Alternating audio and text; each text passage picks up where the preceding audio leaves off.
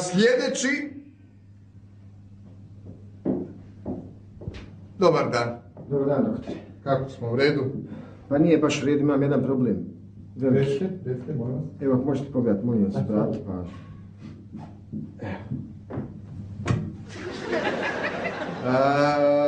Da li vas možda ovo boli?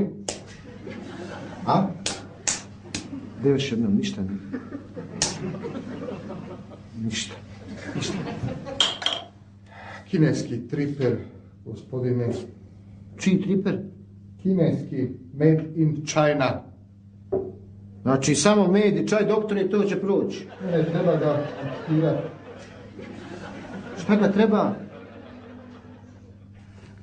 Gospodin, treba ga odsjeći.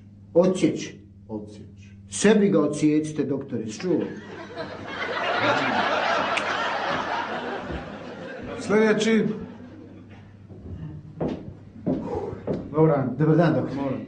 Imam jedan problem, vaš kolega... Ne mogu sjeti, doktore. Imam jedan problem, vaš kolega iz prošle smjene je rekao da to treba odsjeći. A šta, evo ovo, pogledajte. Pa ne se može ovo kako izgledati, doktore?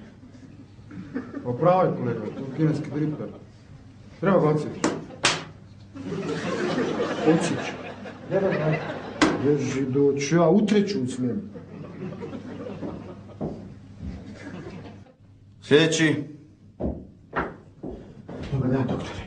Možete pomoći, molim vas. Bio sam kod vaših kolega u prve 2 smjene. Oni su isto rekli da njega treba odsjeći. Šta vi mislite? Kineski triper. I treba ga odsjeći? Ma ja. Ne treba. Nema. Kako se ne prepali ja. 4 dana u bolnica. Otpašće on sam.